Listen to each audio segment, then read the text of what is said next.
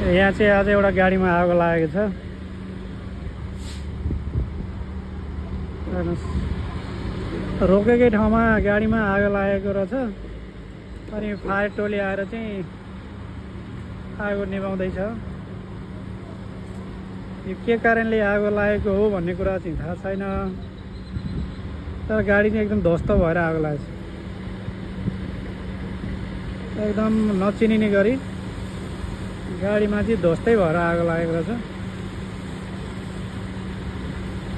फायरहरू आएर आगो निभाइरहेछ, दमकल आएर चाहिँ यहाँ।